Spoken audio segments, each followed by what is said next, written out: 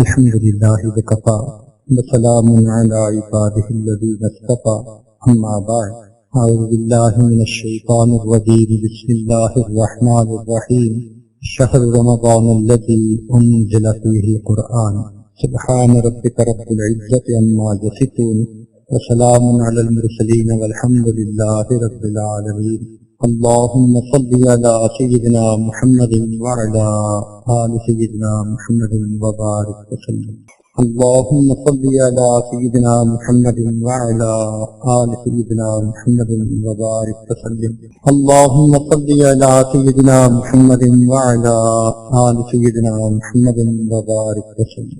رمضان کا لفظ الرمضان اس سے نکلا ہے، اس کا مطلب ہوتا ہے تیزی، شدت، سختی۔ جیسے کہا گیا رمض یومنا کہ آج بہت تیز گرمی ہے، ای اشتد حر، جب کوئی پرندہ بہت سخت پیاسا ہو تو اس کے لیے عربی زبان میں کہتے ہیں رمض الطائر، کہ پرندے کو سخت پیاس لگی ہے۔ چنانچہ احادیث میں چاشت کی نماز کے وقت کے بارے میں کہا گیا صلاۃ الاوابین حتی ترمد الفصال، جب اونٹنی کے بچے کے پاؤں جلنے لگتے ہیں، 11 بجے کا وقت دن میں دھوپ ذرا تیز ہو جاتی ہے تو اس کو چاشت کی نماز یا صلاۃ الضحیٰ کہا ہے۔ مسلم شریف کی روایت ہے صحابہ رضی اللہ تعالیٰ عنہ نے ایک مرتبہ ظہر کی بات کہی تو فرماتے ہیں شکونا الی رسول اللہ صلی اللہ علیہ وسلم الصلاۃ فی رمضان، ہم نے ایک مرتبہ شکایت کی کہ ظہر کے وقت بہت گرمی ہوتی ہے۔ رمضان فعلان کے وزن پر علم جنس ہے۔ بعد نے کہا کہ بعد سمع یسمع، اس میں رمض یرمز اس سے مصدر ہے، کیونکہ انسان کو اپنے گناہوں کی تپش کی وجہ سے تپش ملنے کی، اللہ نے اس تپش کو مٹانے کا جو مہینہ بنایا اس کا نام رمضان تجویز فرمایا۔ روزے کو عربی میں صوم کہتے ہیں، لفظی معنی ہے کسی کام سے رک جانا۔ جیسے بی بی مریم نے تہیہ کر لیا کہ میں نے قوم سے بات کوئی نہیں کرنی، چپ رہنا ہے، تو اس کے جواب میں انہوں نے کیا کہا انی نذرت للرحمن صوما، اس کے لیے بھی یہی لفظ استعمال ہوا۔ عربوں میں گھوڑے کو جب تربیت دیتے ہیں تو اس کو کافی دیر بھوکا پیاسا رکھتے ہیں، کیونکہ سفر میں جنگ میں ممکن ہے وقت پہ چارہ نہ ملے، تو اس کے لیے اس کو تیار ہونا چاہیے۔ تو جو گھوڑا ایسی کیفیت میں ہو کہ اس کا پانی بھی بند کر دیا جائے، چارہ بھی بند کر دیا، اس کے لیے بھی صوم کا لفظ استعمال ہوتا ہے، اس گھوڑے کو صائم کہتے ہیں۔ آج کی ہماری زبان میں اگر سیڈ سے سیڈلنگ تیار کر لی جائے کسی خاص انوائرمنٹ میں اور پھر اس کو فیلڈ کے اندر لگانا ہو تو اس کو کہتے ہیں ہارڈن آف، اس کو تھوڑی دیر نکال کے دھوپ پہ رکھ دیتے ہیں، پانی بھی نہیں دیتے، پودا ذرا سخت ہوتا ہے، تو یہ ہارڈن آف کرنا اس کو صائم کہا گیا۔ شرعی اصطلاح میں صوم کہتے ہیں کہ خاص وقت میں خاص چیز سے خاص مقصد کے ساتھ رک جانا۔ چنانچہ حافظ ابن حجر رحمۃ اللہ علیہ نے صوم کی تعریف یہ کی، فرماتے ہیں وفی الشرع امساک مخصوص فی زمن مخصوص عن شیء مخصوص بشرائط مخصوصہ۔ چنانچہ ہم رمضان میں دن کے وقت کھانا پینا جماع اس سے پرہیز کرتے ہیں، رک جاتے ہیں، کس نیت کے ساتھ؟ عبادت کی نیت سے، اس لیے یہ صوم کہلاتا ہے۔ اگر نیت کچھ اور ہو تو پھر بے شک اگر کوئی بندہ کھانے پینے سے رکا رہے اس کو روزہ دار نہیں کہیں گے۔ کسی صاحب کو وزن گھٹانے کا شوق پیدا ہو جائے اور وزن گھٹانے کی نیت سے وہ کھانا پینا نہ کھائے تو اگر سے سارا دن نہ کھائے اس کو صائم نہیں کہیں گے، اس میں نیت کا دخل ہے۔ چنانچہ یہ ایک مہینہ ہے جس کی پہلی رات میں اللہ رب العزت جنت کے دروازوں کو کھول دے۔ بعض ملکوں میں ہم نے یہ طریقہ دیکھا کہ جب بڑے بڑے بلڈرز ہوتے ہیں، عمارتیں بناتے ہیں، وہ ایک محلہ تعمیر کر دیتے ہیں اور پھر اس کے بعد ایک دن ایسا آتا ہے کہ جب وہ کسٹمر کو وہ دکھاتے ہیں تاکہ پھر اس کی بکنگ شروع کر سکیں، تو اس سے پہلے وہ پورے محلے کو اچھا صاف کر کے پریزنٹیبل بنا دیتے۔ بالکل اسی طرح اللہ رب العزت جنت کے تمام دروازوں کو کھول دیتے ہیں، خوشبوؤں کی دھونی دی جاتی ہے، حتیٰ کہ حوریں فرشتوں سے پوچھتی ہیں کہ کیا نئی بات ہونے والی ہے، تو ان کو بتایا جاتا ہے کہ نبی علیہ السلام کی امت پر ایک مہینہ آ گیا ہے جو رحمتوں برکتوں کا مہینہ ہے۔ یوں سمجھیں کہ اس مہینے میں اللہ رب العزت جنت کی بکنگ فرمائی، ابھی تو کھولا جاتا ہے جنت کے دروازے سے۔ نبی علیہ الصلوۃ والسلام اس مہینے کا انتظار فرماتے ہیں۔ صرف اتنی سی بات اس مہینے کے شخص کے لیے کافی ہے کہ اللہ کے پیارے حبیب صلی اللہ علیہ وسلم انتظار۔ چنانچہ طبرانی شریف کی روایت ہے، انس اللہ عنہ فرماتے ہیں کہ نبی علیہ السلام یہ دعا فرماتے تھے، اللہم بارک لنا فی رجب و شعبان و بلغنا رمضان۔ ہمارے اکابر کے ہاں رمضان شریف کی اتنی اہمیت تھی کہ جب کسی بندے کے فضل و کمال کا تذکرہ کرنا ہوتا تھا تو بتایا جاتا تھا اس نے زندگی کے اتنے رمضان گزارے۔ یہ یارڈ سٹک تھی، یہ ایک معیار تھا کہ اس بندے نے کتنے مقامات طے کر لیے ہوں گے جس نے زندگی میں اتنے رمضان گزارے۔ چنانچہ مشہور تابعی ابن الفضل فرماتے ہیں کہ کانوا یدعون اللہ ستۃ اشہر ان یبلغہم رمضان، 6 مہینے دعا کرتے تھے کہ اللہ ہمیں رمضان تک پہنچا دینا، اور جب رمضان گزار لیتے تھے ثم یدعونہ ستۃ اشہر ان یتقبلہ منہ، پھر 6 مہینے دعا کرتے رہتے تھے اللہ رمضان کی ہمارے ان اعمال عبادات کو قبول فرما لے۔ یوں سمجھیں کہ پورا سال ہی اس کی دعا مانگ، اس لیے کہ رمضان سال کا قلب ہے، جیسے جسم کا قلب سلامت رہے تو جسم سلامت، جس کا رمضان سلامتی کے ساتھ گزر گیا اس کا پورا سال سلامتی کے ساتھ۔ چنانچہ امام ربانی مجدد ثانی رحمۃ اللہ علیہ نے اپنی مکتوبات میں ایک بات لکھی ہے، وہ فرماتے ہیں کہ رمضان آنے والے سال کا ایک چھوٹا سا نمونہ ہوتا ہے، چھوٹی اسکیل کا۔ بڑی بلڈنگ بنانی ہوتی ہے نا، جب لوگوں نے چھوٹا سا ماڈل تیار کرتے ہیں دکھانے کے لیے کہ جی آپ کی بلڈنگ ایسی لگے گی، تو وہ جیسا چھوٹی اسکیل پہ ماڈل ہوتا ہے بڑی اسکیل پہ وہی بلڈنگ ہوتی ہے۔ بالکل اسی طرح ہم جس چھوٹی سی اسکیل پر یہ رمضان گزاریں گے اسی اسکیل کے اوپر اسی معیار پر ہمیں رمضان باقی سال کے مہینوں کو گزارنے کی توفیق نصیب۔ تو اس مہینے کو خوب اہتمام کے ساتھ گزارنے کی ضرورت ہے۔ ابو سعید خدری رضی اللہ عنہ فرماتے ہیں کہ ان للہ، نبی اسلام نے فرمایا ان للہ تبارک و تعالی وتقاء فی کل یوم و لیلۃ یعنی فی رمضان، رمضان کے ہر دن میں اور ہر رات میں جہنم سے جہنمیوں کو بری کیا جاتا ہے۔ ہمارے یہاں بھی دستور ہے، عید کا دن ہو تو بھی صدر صاحب نے مجرموں کو عام معافی دے دی۔ چنانچہ ہم نے دیکھا کہ بہت بڑے بڑے مجرم کئی دفعہ ان کو معافیاں مل جاتی ہیں۔ بالکل اسی طرح رمضان کے مہینے میں اللہ رب العزت کی خطا کاروں کو، گناہ گاروں کو عام معافی دے۔ کوئی رحم کی اپیل تو کرے نا، کوئی آ کے ہم سے مانگے تو صحیح نا۔ تو یہ رمضان کا مہینہ ایسا ہے۔ اور پھر دوسری بات فرمائی وَإِنَّ لِكُلِّ مُسْلِمٍ فِي كُلِّ يَوْمٍ وَلَيْلَةٍ دَعْوَةٌ مُسْتَجَابَةٌ، ہر مومن مرد ہو یا عورت جس نے بھی روزہ رکھا ہر رات میں اور ہر دن میں اس کی دعا کو اللہ تعالیٰ قبول فرماتا ہے۔ اب یہاں یہ ایک نقطہ سمجھیں کہ اگر کوئی بندہ آپ کی نظر میں بڑا ولی ہے، بہت اولیاء میں سے ہے، ولایت کے مقام سے فائز ہے، اور وہ کسی وقت آپ کو کہہ دے کہ جی میرے دل پر الہام ہوا ہے یہ قبولیت دعا کا وقت ہے، دعا کرو، تو آپ کیسے دعا کریں گے؟ بڑے ذوق شوق لجاجت کے ساتھ کہ جی ایک ولی نے کہہ دیا قبولیت دعا کا وقت۔ ارے ولی کی بات کیا، سید الانبیاء، سید الاولیاء، امام الانبیاء، امام الملائکہ، اللہ کے محبوب حضرت محمد مصطفیٰ احمد مجتبی صلی اللہ علیہ وسلم وہ فرما رہے ہیں کہ سحری میں اور افطاری میں اللہ رب العزت روزہ دار کی دعا کو قبول فرماتا ہے۔ تو ہمیں سحری اور افطاری میں کیسے دعا کرنی چاہیے؟ پکے یقین کے ساتھ۔ ہماری آنکھ کا دیکھنا غلط ہو سکتا ہے، ہمارے آقا کا نکلا ہوا زبان سے لفظ وہ غلط نہیں ہے۔ سارا سال شکوے کرتے ہیں، روتے ہیں، حاملوں کے پیچھے بھاگتے ہیں، بیٹی کا رشتہ نہیں ہوتا، بیٹے کو نوکری نہیں ملتی، بات درست نہیں ہوتا، کاروبار نہیں چلتا، اور اس قسم کی ساری باتیں۔ کیا ضرورت ہے؟ جب اللہ رب العزت نے اس مہینے میں دعا قبول کرنے کا وعدہ فرما لیا اور اللہ کے پیارے حبیب صلی اللہ علیہ وسلم نے خوشخبری عطا فرما دی، سبحان اللہ، مزے ہو گئے ہمارے۔ لیکن عام طور پر آپ دیکھیں شیطان اس وقت میں بندے کو دعا مانگنے سے غافل کر دیتا ہے۔ جب افطاری کا وقت ہوگا بس افطاری کے دسترخوان پہ بٹھا کے چیزوں میں مصروف کر دیتا ہے، یا سحری میں لیٹ کرتا ہے، اتنا لیٹ کہ پھر جی وقت ہوا یا نہیں، بس یہی فکر ہوتی ہے اور کھانا، وہ دعا کا ٹائم نکل جاتا ہے۔ اہتمام کریں کیونکہ نبی علیہ الصلوۃ والسلام نے خوشخبری عطا فرمائی۔ اس کی مثال یوں سمجھیں کہ جیسے 30 چیک بک یعنی 30 پیپر کی ایک چیک بک آپ کو دے دی کسی نے، بلینک چیک ہے، جو اماؤنٹ اس پر لکھو گے تمہارے اکاؤنٹ میں پہنچ جائے گا۔ یہ 30 چیک، بلکہ 30 × 2 = 60 چیک مل گئے، ایک شہری کا ایک افطاری، بلینک چیک داخل اسی طرح جمع کروا دیں گے تو کچھ بھی نہیں جائے گا، تھوڑا لکھیں گے تھوڑا جائے گا، زیادہ لکھیں گے تو ہم سے منع ہے۔ ایسا کیوں ہے؟ کبھی سوچا کہ صبح اور شام دعا مانگنے کے لیے اس مہینے میں خوشخبری کیوں دے دی گئی؟ اس کے پیچھے راز ہے، ذرا بات کو سمجھنے کی کوشش فرمائیے۔ ہمارے ہاں گھر میں کام کروانا ہو نا، بھائی یہ ٹیوب لائٹ آن نہیں ہو رہی، کسی الیکٹریشین کو بلاؤ، تو الیکٹریشین کو بلانے کے لیے جاتا ہے نوکر اور اس سے پوچھتے ہیں تم کیا مزدوری لوگے، طے کر کے 100 روپیہ 200 روپیہ، اور اس کو پھر گھر لے کے آتا ہے کام کروانے کے لیے۔ ہم مزدوری پہلے طے کرتے ہیں پھر کام کرواتے ہیں، لیکن جو امیر لوگ ہوتے ہیں نا ان کے ہاں یہ نہیں ہوتا، وہ کہتے ہیں 100 200 ہمارے لیے سب برابر ہے، جاؤ بندے کو لاؤ۔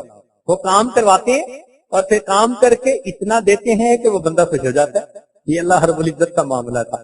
رب کریم نے فرمایا میرے بندو تم بھی میری مزدوری کرو گے، سارا دن بھوکے پیاسے رہو گے، اور میں وہ مالک ہوں کہ جس نے تمہیں حکم دیا کہ مزدور کے پسینہ خشک ہونے سے پہلے تم اس کی مزدوری دو، لیکن تم تو مزدوریاں طے کرتے ہو نا، میں طے بھی نہیں کرتا، اور میں پہلے سے بتا دیتا ہوں کہ میں جو کہو گے تمہیں عطا کر دوں۔ لہذا نبی علیہ السلام نے بتلا دیا کہ فی کل یوم و لیلۃ دعوۃ مستجابہ۔ یہ چھوٹی سی بات نہیں ہے، سمجھدار بندے کے لیے یہ بہت بڑی بات کر دی گئی ہے۔ رمضان کا مہینہ، اللہ اکبر، ایک دن کا ایک لمحہ بندے کو ولایت کے مقام تک پہنچانے کے لیے کافی، ایک لمحہ۔ امام ربانی مجد لسانی رحمۃ اللہ اپنے مکتوبات میں لکھتے ہیں میں نے کشف کی نظر سے دیکھا تو مجھے باقی پورے سال کی رحمتیں برکتیں جو نازل ہوتی ہیں وہ دریا کی طرح نظر آئیں، اور میں نے رمضان کے مہینے کے نور کو دیکھا، وہ مجھے سمندر کی طرح نظر آیا، کوئی کنارہ ہی نظر نہیں آتا۔ اللہ رب العزت نے اپنے فضل سے اس مہینے میں آج ہمیں وقت گزارنے کی توفیق عطا فرمائی۔ چنانچہ نبی علیہ السلام نے اہتمام فرمایا، شعبان کے آخری دن صحابہ کو اکٹھا کر کے ان کو سمجھایا، ان ھذا الشہر قد حضرکم وفیہ لیلۃ خیر من الف شہر۔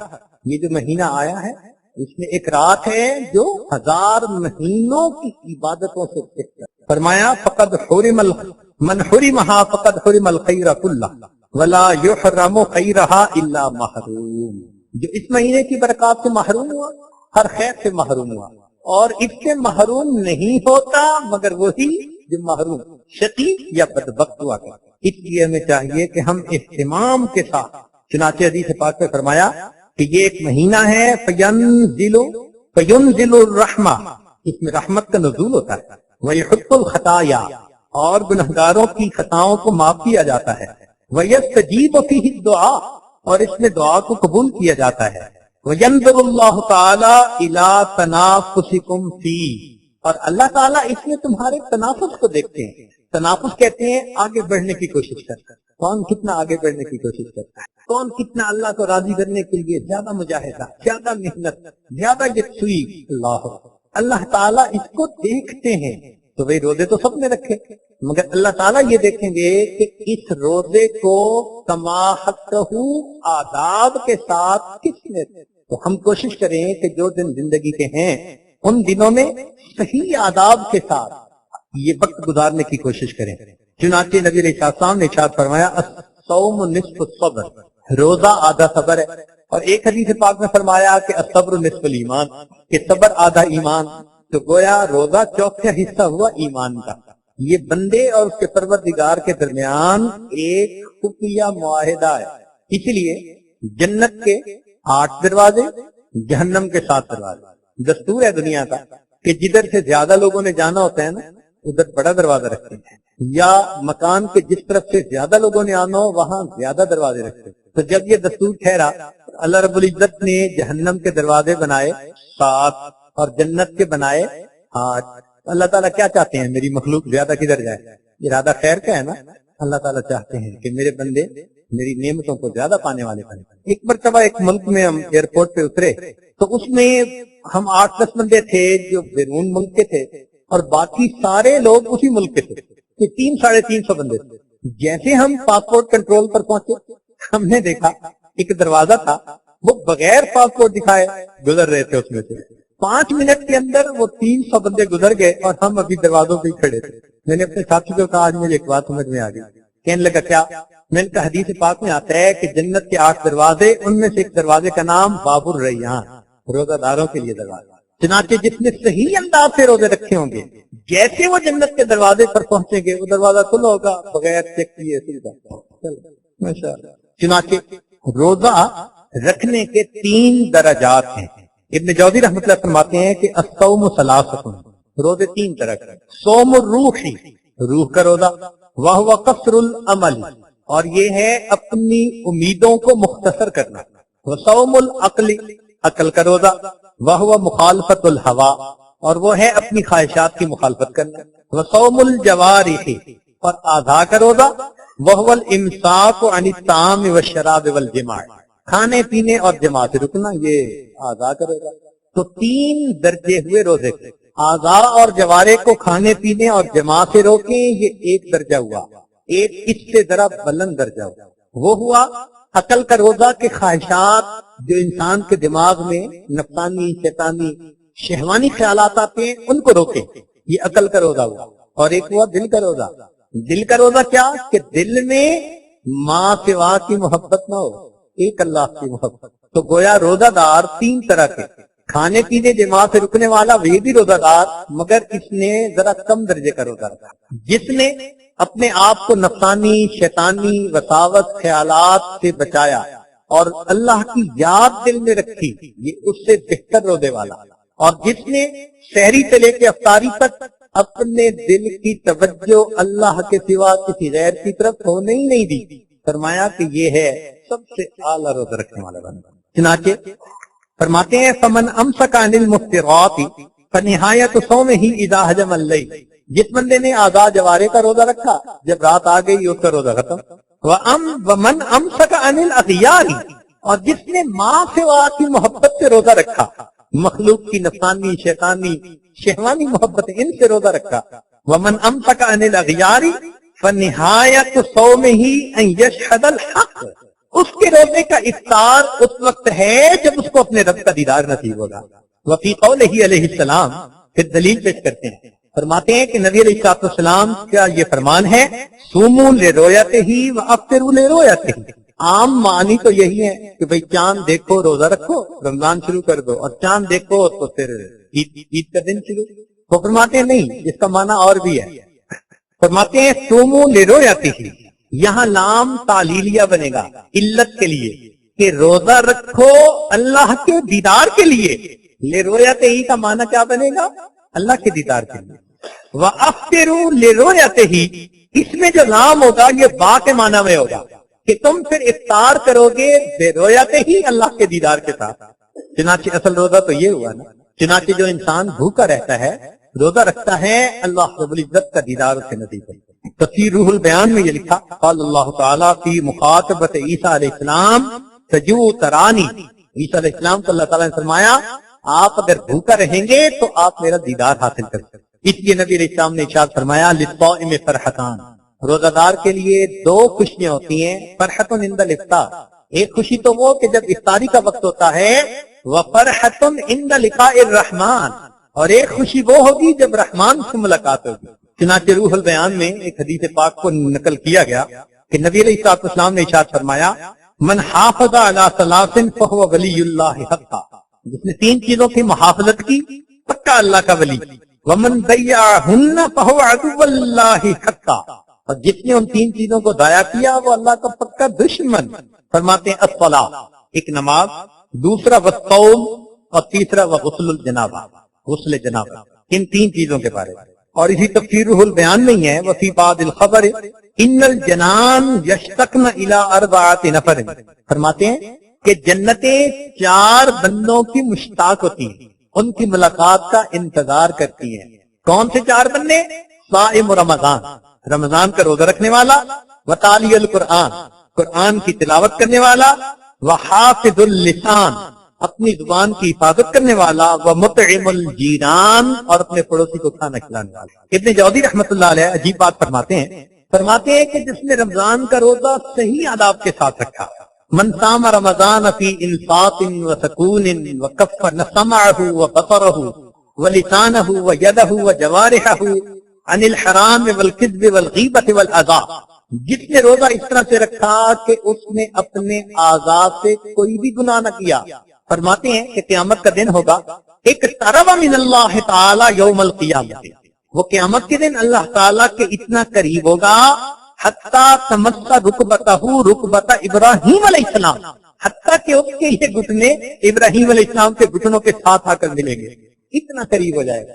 جس نے رمضان کو صحیح گزارا اتنا ابراہیم علیہ السلام کو وہ قریب ہو جائے گا۔ اور ابن جوزی رحمۃ اللہ علیہ، حالانکہ یہ سخت آدمی ہے حدیث کے معاملے میں، فرماتے ہیں کہ قال علیہ الصلوۃ والسلام، نبی علیہ الصلوۃ والسلام نے ارشاد فرمایا لو یعلم الناس ما لهم فی شہر رمضان، اگر لوگوں کو پتہ چل جائے کہ ان کو رمضان کے مہینے میں کیا ملتا ہے، لتمنوا ان تکون السنۃ کلھا رمضان، یہ تمنا کرتے کاش کہ پورا سال رمضان بنا دیا جاتا، اتنا کچھ تو رمضان میں ملتا ہے نا۔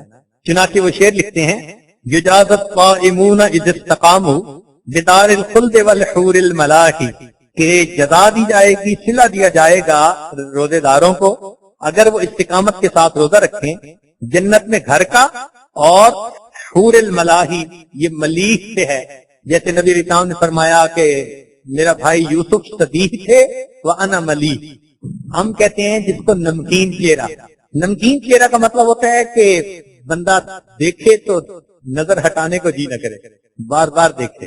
وَبِالْغُفْرَانِ مِنْ رَبٍّ عَظِيمٍ وَبِالْمُلْكِ الْكَبِيرِ بِلَا بَرَاحٍ فَيَا أَحْبَابَنَا اجْتَهِدُوا وَجِدُّوا لِهَذَا الشَّهْرِ مِنْ قَبْلِ الرَّوَاحِ، اے دوستو خوب جد و جہد کرو، محنت کرو اس سے پہلے کہ یہ مہینہ ہم سے جدا ہو جائے۔ عسى الرحمن ان يمحو ذنوبی ویغفر ذلتی قبل افتضاحی، قریب ہے کہ رحمان ہمارے گناہوں کو معاف کر دے اور بخش دے ہماری لغزشوں کو اس سے پہلے کہ ہماری قیامت کے دن فضیحت ہو جائے۔ چنانچہ رمضان میں جس طرح نیکی کا درجہ بہت بڑھا دیا جاتا ہے، اس طرح رمضان میں گناہ کرنا اس کی سزا بھی بہت بڑی ہے۔ ابن جوزی رحمۃ اللہ فرماتے ہیں قال علیہ الصلوۃ والسلام من سرق فی رمضان، جس نے رمضان میں چوری کی، او زنا یا زنا کیا، او غصب یا غصب کیا، اور انتہک حرام یا حدود توڑ دی اللہ کی، او شرب خمرا یا شراب پی، او تعدی ظلما یا کسی پر ظلم کیا، لم یتقبل اللہ منہ صرفا ولا عدلا، اللہ تعالیٰ اس کے نہ فرض قبول کرے گا نہ نفل قبول کرے گا، وَلَعْنَهُ، اور اللہ اس پر لعنت فرماتے ہیں، هُوَ وَمَلَائِكَتَهُ، وہ اور اس کے ملائکہ، إِلَى مِثْلِهِ مِنَ الْحَوْلِ، اگلا رمضان آنے تک، پورا سال اللہ کے فرشتے اس پر لعنت کرتے ہیں۔ اس لیے رمضان میں گناہ کرنا بہت زیادہ قبیح ہے۔ یہ مہینہ اللہ کا قرب حاصل کرنے، اس مہینے میں بھی انسان اللہ سے غافل ہو تو پھر تو انسان بہت بڑی خیر سے محروم ہو۔ اس لیے ہمیں چاہیے کہ ہم رمضان کے اس مہینے کی اہمیت کو پہچانیں اور اپنے رب کو اس میں منانے کی پوری کوشش کریں۔ یہ روزے پہلوں پر بھی فرض کیے گئے تھے، مگر نصارہ پر 30 روزے فرض تھے۔ وکیل کہا گیا ان النصارى فرض علیہم صیام شہر رمضان فی الانجیل، کہ ان پر انجیل میں رمضان کے مہینے کے روزے فرض کیے گئے تھے۔ فکانوا یصومون شہرا، وہ ایک مہینہ کے روزے رکھتے تھے۔ فمرض ملک من ملوکہم، ان کے بادشاہوں میں سے ایک بادشاہ بیمار ہو گیا۔ فجعل علیہم ان افاق ان یزیدوا فیہ 10 ایام، کہنے لگے اگر اس کو صحت ہو گئی تو ہم 10 دن اور روزے رکھیں گے، 30 کے 40 بنا لیے۔ اب سوال یہ پیدا ہوتا ہے کہ رمضان کے 30 روزے آخر کیوں رکھے گئے؟ تو فرماتے ہیں کہ فإن قیل لما فرض رمضان 30 یوما، رمضان کے 30 روزے کیوں فرض کیے گئے؟ جواب میں فرماتے ہیں انہ قیل ان الوقوف علی الصراط 30 سنۃ، قیامت کے دن پل صراط پر 30 سال کے لیے بندے کھڑے ہوں گے، وقوف ہوگا۔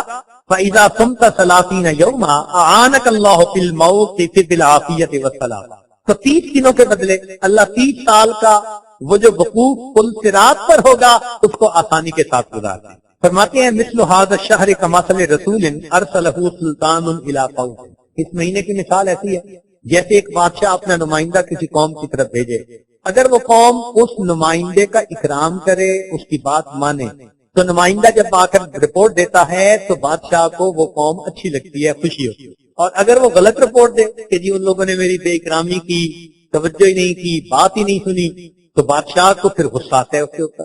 اسی طرح رمضان کا مہینہ جس نے اچھے انداز سے رمضان گزارا قیامت کے دن رمضان اس کی شفاعت کرے گا۔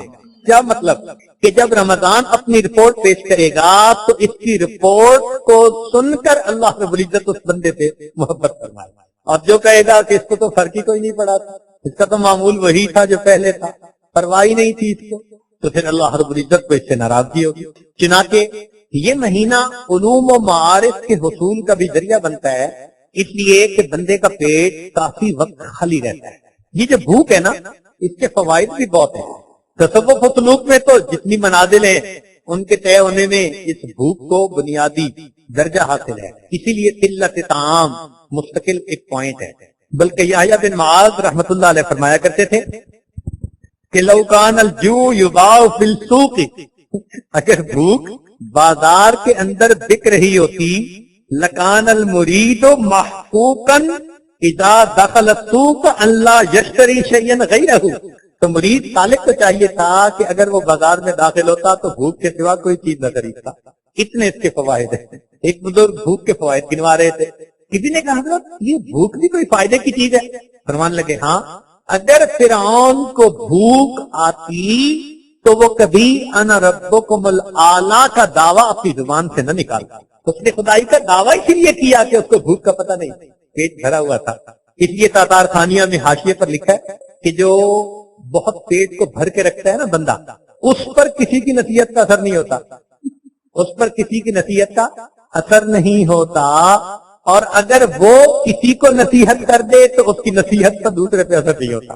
تو اس مہینے میں چونکہ مومن روزہ رکھتا ہے، اس لیے حدیث پاک کے مطابق پانی میں مچھلیاں، ہوا میں پرندے، دلوں میں چونٹیاں، سب اس کے لیے مغفرت اور بخشش کی دعائیں کرتے ہیں۔ فرماتے ہیں قیل الشہور الاثنا عشر کمثل اولاد یعقوب علیہ الصلوۃ والسلام، مہینے 12 ہیں، جیسے یعقوب علیہ الصلوۃ والسلام کے 12 بیٹے تھے۔ حضرت یوسف علیہ السلام نے خواب دیکھا تھا نا، انی رأیت 11 کوكبا، تو 11 کوكب ہو گئے اور 12ویں یہ خود ہو گئے، تو 12 بیٹے ان کے۔ تو فرماتے ہیں کہ شہر کے پورے سال کے مہینے بھی 12 ہوتے ہیں۔ اب جس طرح یوسف علیہ السلام کی وجہ سے اللہ تعالیٰ نے ان کے 11 بھائیوں کی توبہ کو قبول کر لیا تھا، جو مہینہ رمضان کو اچھا گزارے گا اللہ اس کے بدلے 11 مہینوں کے گناہوں کو بھی جلدی معاف کرے۔ چنانچہ ابو امامہ رضی اللہ تعالیٰ نے روایت فرماتے ہیں قلت یا رسول اللہ صلی اللہ علیہ وسلم مرنی بعمل، ابو امامہ رضی اللہ عنہ فرماتے ہیں میں نے کہا یا رسول اللہ صلی اللہ علیہ وسلم مجھے کسی کام کا حکم فرمائیے۔ فرمایا علیک بالصوم، روزے رکھا کرو، فإنہ لا عدل لہ، اس لیے کہ اس کے برابر کوئی دوسری چیز نہیں۔ قلت یا رسول اللہ، میں نے کہا اے اللہ کے پیارے حبیب صلی اللہ علیہ وسلم مرنی بعمل، اور کوئی عمل بتائیے۔ قال علیک بالصوم، فرمایا روزہ رکھو، فإنہ لا عدل لہ، اس کا کوئی برابر ہی نہیں ہے۔ فرماتے ہیں تیسری مرتبہ میں نے کہا یا رسول اللہ صلی اللہ علیہ وسلم مرنی بعمل، مجھے کسی کام کا حکم فرمائیے۔ تیسری مرتبہ نبی علیہ السلام نے فرمایا علیک بالصوم فإنہ لا مثل لہ، کہ تم روزے رکھو کہ روزے کا مثل کوئی ہے ہی نہ عمل۔ اب یہاں آ کے بات سمجھنے والی ہوئی کہ روزے کا مثل کوئی دوسرا عمل نہیں۔ کیوں جی بات سمجھائیں گے، آگے چلیں سمجھائیں، توجہ سے۔ اعمال مختلف طرح کے ہیں، چنانچہ ایک حدیث پاک میں نبی علیہ السلام نے یہ بات خود سمجھائی۔ فرماتے ہیں روی عن ابن عمر رضی اللہ تعالی عنہما، ابن عمر رضی اللہ تعالی عنہما سے یہ روایت ہے، قال قال رسول اللہ صلی اللہ علیہ وسلم، فرماتے ہیں کہ نبی علیہ السلام نے ارشاد فرمایا الاعمال عند اللہ عز وجل 7، اعمال اللہ کے ہاں 7 طرح کے ہیں۔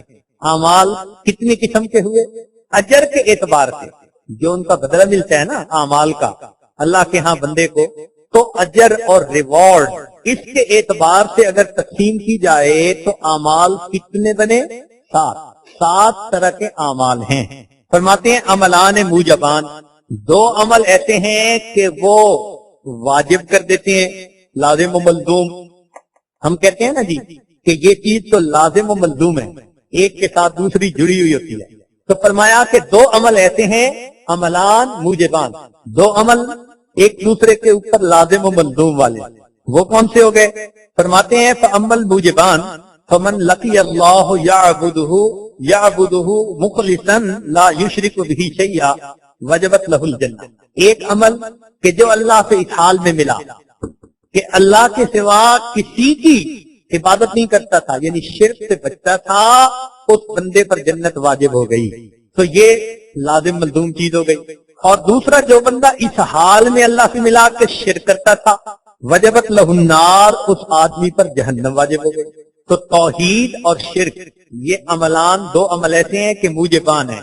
توحید کے ساتھ جنت لازم اور شرک کے ساتھ جہنم لازم. دو عمل تو یہ ہو گئے. اور فرماتے ہیں کہ عملان بامثالہما، دو عمل ایسے ہیں کہ ان کو ان کا مثل ملتا ہے. مثلا من عمل سیئۃ جزی بہا، جس نے گناہ کیا اس کو گناہ کی جیسی کرنی ویسی، یہ جیسا کیا ویسا مل گیا. بامثالہما. اور دوسرا، ومن اراد ان یعمل حسنۃ فلم یعملها جزی مثلا، جس نے نیکی کا ارادہ کیا اگرچہ کر نہ سکا، ایک نیکی اس کو بھی مل گئی. تو یہ دو عمل جن کو مثل مل جاتا ہے. تو عمل چار طرح کے ہو گئے نا. یہاں دو تھے عملان موجبان جو واجب لازم والے تھے، توحید کے ساتھ جنت واجب اور شرک کے ساتھ جہنم واجب. پھر عملان بامثالہما کہ ان کے مثل ملتا ہے. گناہ کیا، جتنا کیا اتنی سزا ملی. نیکی کا ارادہ کیا، اگر کر نہیں سکا تو بھی ایک اس کو عمل کا اجر نیکی مل گئی. یہ بامثالہما. تو یہ چار ہو گئے. پھر اس کے بعد فرماتے ہیں وعملا بعشر امثالہ، ایک عمل ایسا بھی ہے کہ جس کا 10 گنا. ایک عمل جس کا، یہ پانچواں ہو گیا. وہ کون سا عمل ہے؟ فرماتے ہیں من عمل حسنۃ جزی عشرہ، جس نے نیک عمل کر لیا اس کو 10 گنا اجر ملا. اللہ تعالیٰ کا فرمان ہے من جاء بالحسنۃ فلہ عشر امثالہا. اب یہ 5 عمل ہو گئے. عملان موجبان، توحید پہ جنت اور شرک پہ جہنم.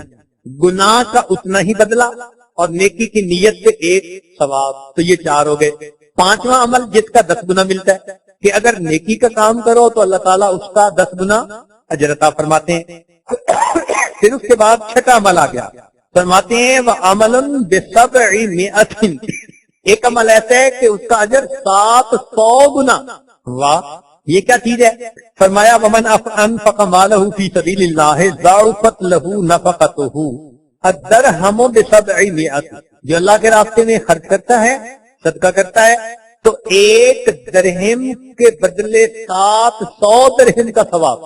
قرآن پاک میں فرما دیا کمثل حبۃ انبتت 7 سنابل فی کل سنبلۃ 100 حبہ. ایک دانہ تھا، 7 شاخیں، اور پھر ہر شاخ پر جو سٹی تھی اس سٹی کے اندر 100 دانے. تو ایک کے کتنے بن گئے؟ 700. اب یہ 6 عمل ہو گئے. 2 عمل موجبان، توحید پہ جنت واجب، شرک پہ جہنم واجب. 2 بامثالہما، گناہ جتنا کرے گا سزا ملے گی، نیکی کی نیت بھی کر لے گا تو ایک نیکی کا ثواب. 5واں، اگر نیکی کا عمل کر لیا تو 10 گنا بڑا اجر ملا. 6واں، اگر اللہ کے راستے میں 1 درہم خرچ کیا تو 700 درہم کا ثواب ملا. تو یہ 6 عمل ہو گئے.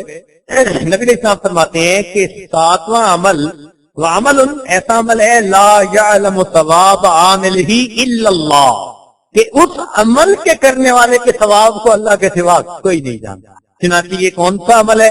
فرمایا والصیام للہ عز وجل لا یعلم ثواب عاملہ الا اللہ عز وجل، رواہ الطبرانی فی الاوسط والبیہقی. سبحان اللہ. تو یہ روزہ کیسا عمل ہوا کہ اس کے ثواب کو اللہ کے سوا کوئی جانتا ہی نہیں، اللہ ہی جانتا ہے. اور یہ دین میں رکھیں کہ بڑوں کی دین بڑی ہوا کرتی ہے. کوئی آدمی اس عاجز سے آ کے کہے کہ جی مجھے ضرورت ہے، تو ہو سکتا ہے میں اس کو اپنی طرف سے 5-10 روپے دے دوں. کسی امیر بندے کے پاس چلا جائے تو وہ 2-4 ہزار دے دے گا. کسی اور وزیر کے پاس چلا جائے تو وہ اس کو ہو سکتا ہے 50,000 دے دے. کسی اور ملک کے بڑے کے پاس چلا جائے تو وہ ہو سکتا ہے اس کو 5-4 لاکھ دے دے. اور عرب ملک کے کسی بادشاہ کے پاس چلے جاؤ تو ملین میں باتیں ہوتی ہیں. تو معلوم کہ جتنا رتبہ بڑھتا جا رہا ہے اتنی عطا بھی. تو کیا خیال ہے کہ جب رب کریم عطا فرمانے والے ہوں گے، لہو مقالید السماوات والارض، آسمان اور زمین کے خزانوں کی کنیاں جس کے ہاتھ میں ہیں، اس کی دین بھی تو پھر اس کی شان کے برابر ہوگی. اس لیے اس کا ثواب بندہ کوئی نہیں جانتا. اس لیے ہمیں چاہیے کہ ہم اس رمضان کا خوب اکرام کریں، گناہوں سے اپنے آپ کو بچائیں اور نیکی میں اپنے آپ کو لگائیں. اگر ہم اکرام کریں گے تو اس پر اجر ملے گا، اور اگر اکرام نہ کریں گے تو پھر اس کی سزا بھی بہت زیادہ۔ چنانچہ نزہۃ المجالس میں واقعہ لکھا ہے رمضان کا احترام کرنا۔ فرماتے ہیں رعا مجوسی ابنہ یاکل فی رمضان بحضرت المسلمین، ایک مجوسی نے اپنے بیٹے کو دیکھا کہ مسلمانوں کے سامنے رمضان میں کھا رہا ہے کوئی چیز، فضربہ، اس کو غصہ آیا، اس نے اپنے بیٹے کے تھپڑ لگا دیا، وقال لم لم تحفظ حرمت المسلمین فی رمضان، تو نے کیوں مسلمانوں کے اس رمضان کے مہینے کی حرمت کا خیال نہ رکھا؟ مجوسی بیٹے کو تھپڑ مارا کہ تو نے رمضان کے کیوں نہ ادب کا خیال رکھا۔ فمات فی ذلک الاسبوع، وہ مجوسی اس ہفتے میں فوت ہو گیا۔ فرآہ عالم البلد فی المنام، اس کو شہر کے ایک عالم نے خواب میں دیکھا، وہو فی الجنہ، وہ جنت میں تھا۔ فقال، اس نے کہا الست کنت مجوسیت، کہ تو مجوسی نہیں تھا؟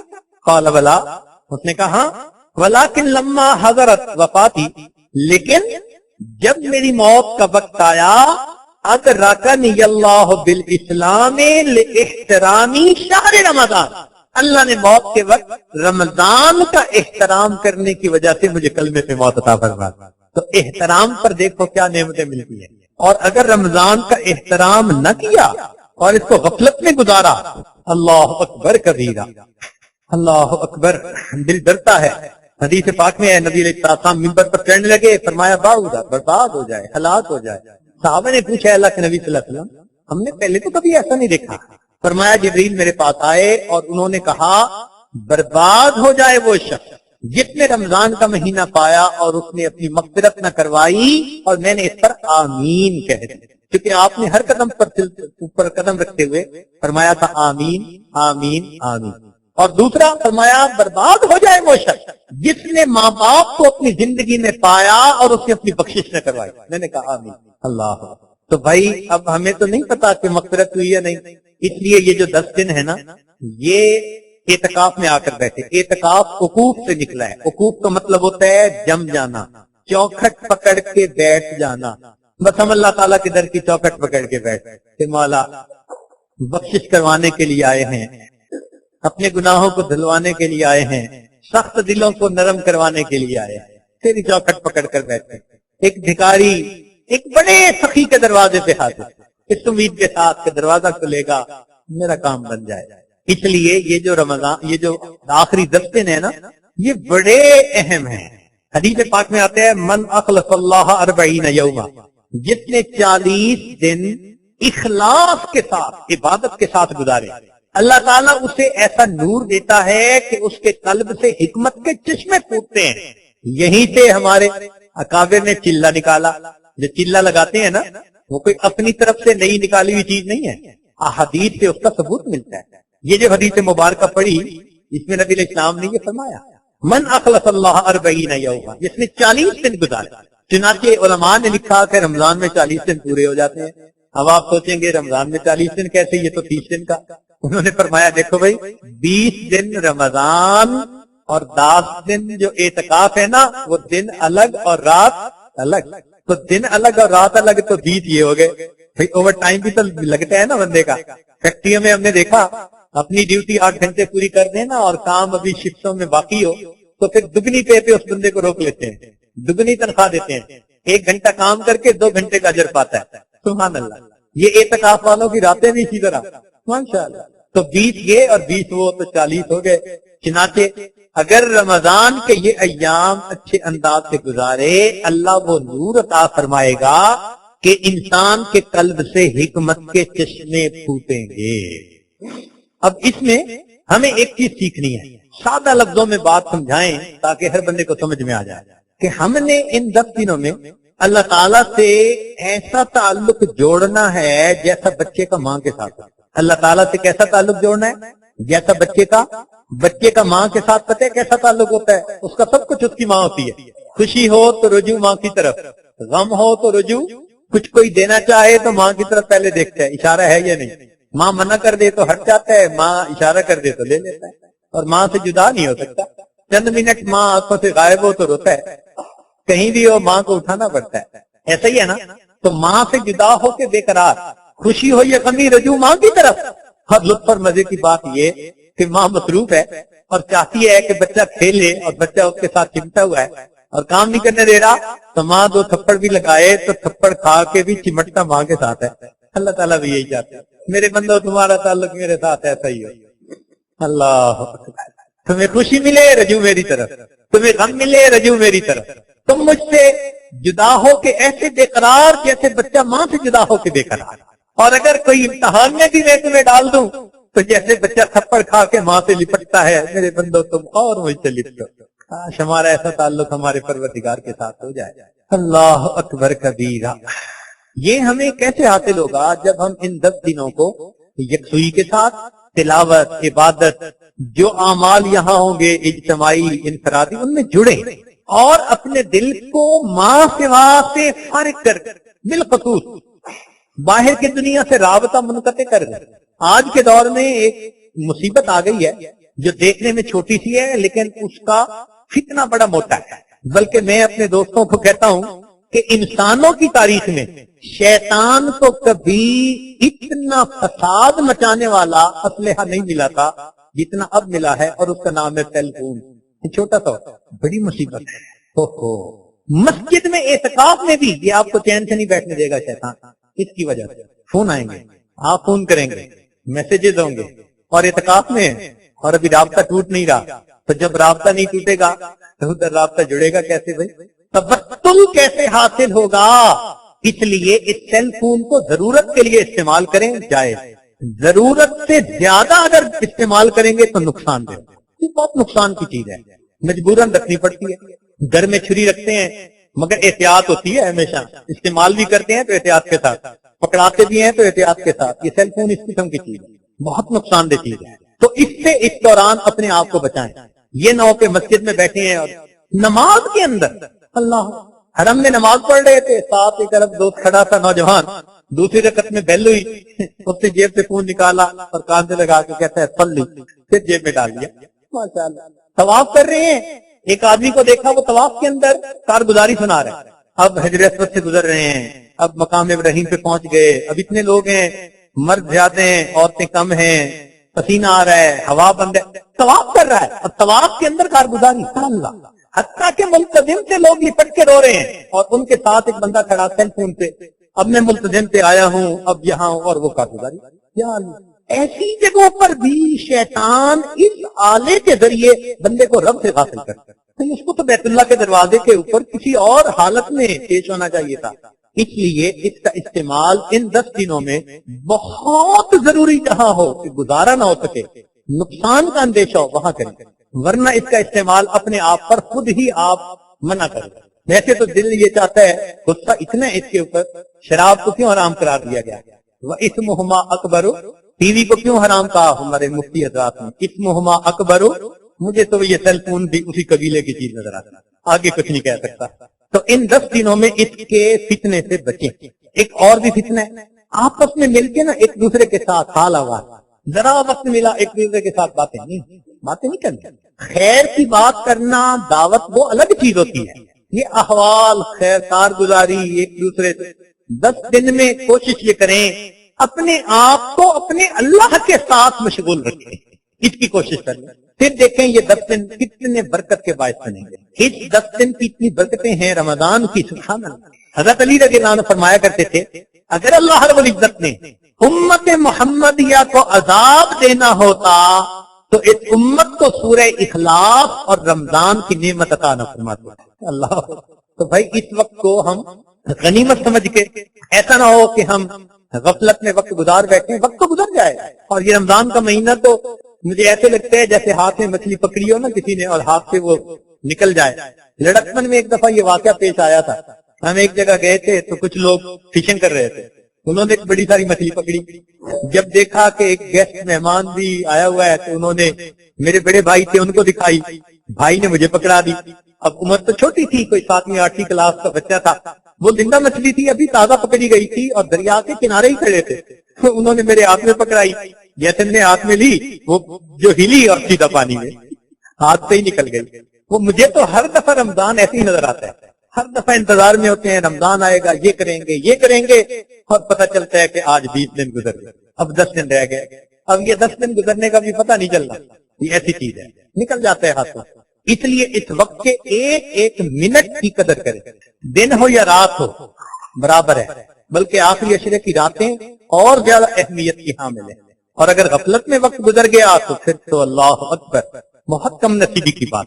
اللہ اکبر۔ ایک حدیث پاک ہے، دل کے کانوں سے ذرا سنیے گا۔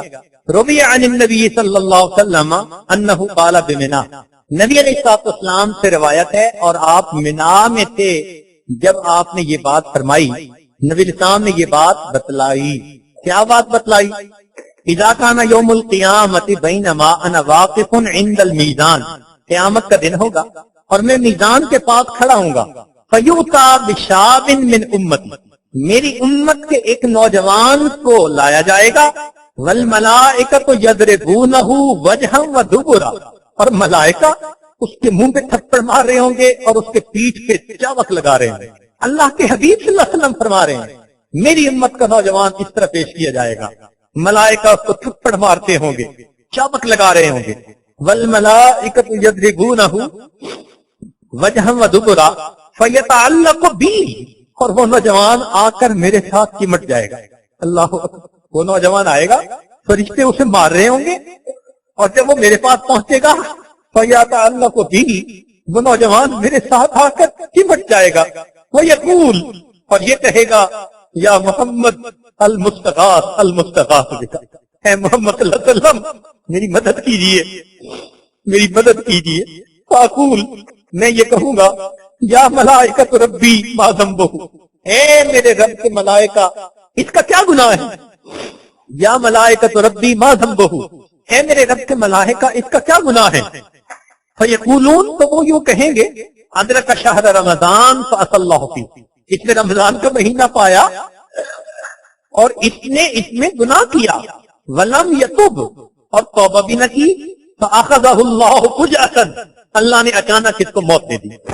فاقول، میں اس نوجوان سے کہوں گا هل قرأت القرآن، اے نوجوان کیا تو نے قرآن پڑھا؟ فیقول، اور وہ یہ کہے گا تعلمتہ ونسیتہ، میں نے پڑھا تھا اور میں بھول گیا۔ فاقول، میں یوں کہوں گا بئس الشاب، بئس الشاب، کتنا برا نوجوان، کتنا برا نوجوان، انت تو ہے، فلا هو یترکنی ولا الملائکۃ یترکونہ، نہ وہ نوجوان مجھے چھوڑے گا اور نہ فرشتے اس نوجوان کو چھوڑیں گے۔ نوجوان مجھ سے لکھا ہوگا، فرشتے اس کو گھسیٹ رہے ہوں گے، کیسا منظر ہوگا۔ اللہ اکبر۔ اللہ کے حبیب کے ساتھ وہ نوجوان لکھتا، کہتے ہیں نہ ڈوبتے کو تنکے کا سہارا، کیا منظر ہوگا۔ ایک طرف جہنم ہوگی اور فرشتے اس کو گھسیٹ کے جہنم میں ڈالنے کے لیے لے جا رہے ہوں گے، اور یہ اس وقت اللہ کے حبیب صلی اللہ علیہ وسلم کو چمٹا ہوا ہوگا۔ اللہ اکبر۔ فرماتے ہیں فلا هو یترکنی ولا الملائکۃ یترکونہ، نہ وہ مجھے چھوڑے گا اور نہ فرشتے اسے چھوڑیں گے۔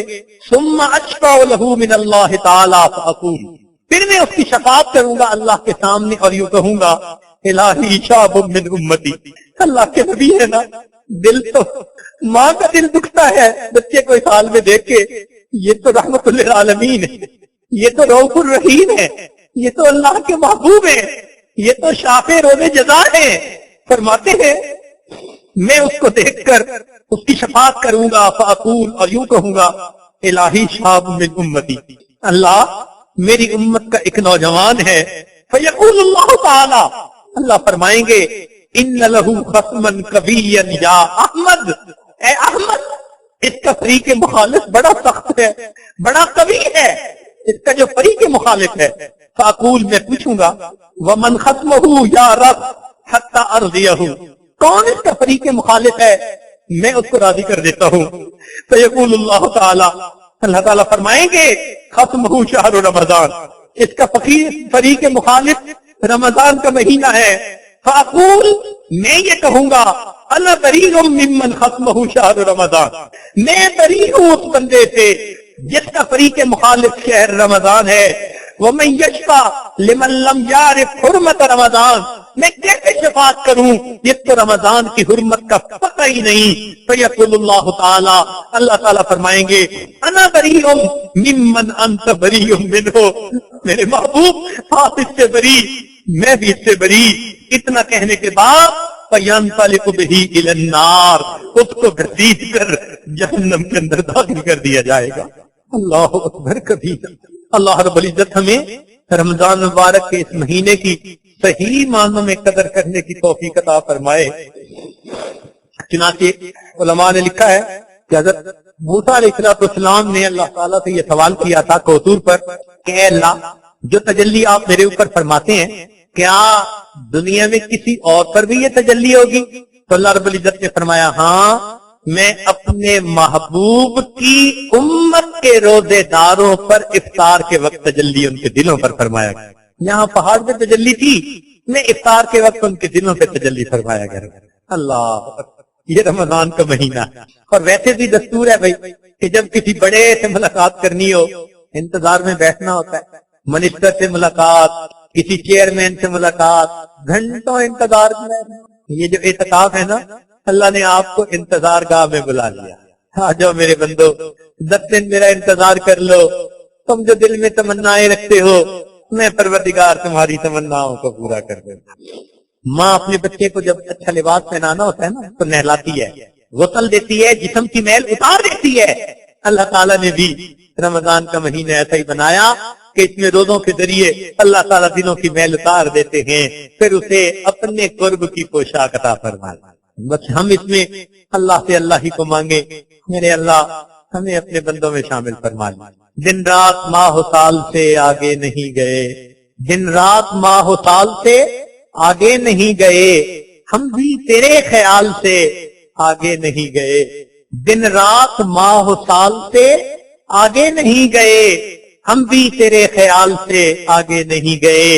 دنیا نے تجھ سے مانگا ہر روز کچھ نیا، ایک ہم تیرے سوال سے. اللہ، آپ سے آپ ہی کو مانگتے ہیں. دنیا نے تجھ سے مانگا ہر روز کچھ نیا، ایک ہم تیرے سوال سے. بس آپ کو مانگنے آئے ہیں. اے اللہ، ہم پر رحمت کی نظر فرما دیجئے اور ہمیں اپنے مقبول بندوں میں شامل فرمائیے. وآخر دعوانا ان الحمدللہ. سبحان ربی العلی الوہاب. اللہم صلی علی سیدنا محمد وعلی آل سیدنا محمد وبارک وسلم. اے مالک، ہم آپ کے عاجز مسکین بندے ہیں، ہمارے گناہوں کو معاف فرما، خطاؤں سے درگزر فرما، اے بردکوشی فرما. اے رب کریم، ہماری حاضری کو قبول فرما. اے اللہ، نیک لوگ اپنی نیکیوں کو لے کر آئے ہیں، ہم وہ گناہگار بندے ہیں اپنے میلے دلوں کو لے کے آئے، اپنے کوتے دلوں کو لے کے آئے ہیں. اے رب کریم، آپ کو منانے کے لیے آئے ہیں، آپ سے تعلق جوڑنے کے لیے آئے ہیں. اے اللہ، ہم آپ کا بننا چاہتے ہیں. اے اللہ، ہم نے آپ کے پیارے بندوں سے سنا ہے کہ جو دنیا میں اللہ سے دوستی لگانے کی کوشش کرے گا آپ اس کو قیامت کے دن دشمنوں کی قطار میں کھڑا نہیں کریں گے. اے اللہ، ہم آپ سے دوستی کرنے کے لیے حاضر ہیں. قبول کر لیجئے، قبول کر لیجئے، قبول کر لیجئے. اے اللہ، قیامت کے دن دشمنوں کی قطار میں کھڑا نہ کیجئے، اپنے بخشش کیے ہوئے گناہگار بندوں کی قطار میں شامل فرما لیجئے. اے رب کریم، ہماری ان دعاؤں کو قبول فرما. اے اللہ ہمیں صحیح آداب کے ساتھ وقت گزارنے کی توفیق عطا فرما. رب کریم، جو مانگا عطا فرما، جو مانگنا چاہیے تھا نہیں مانگ سکے وہ بھی عطا فرما. ربنا تقبل منا انك انت السميع العليم تب علينا انك انت التواب الرحيم. صلى الله تعالى على حبيبه سيدنا محمد وآله وأصحابه أجمعين برحمتك يا أرحم الراحمين.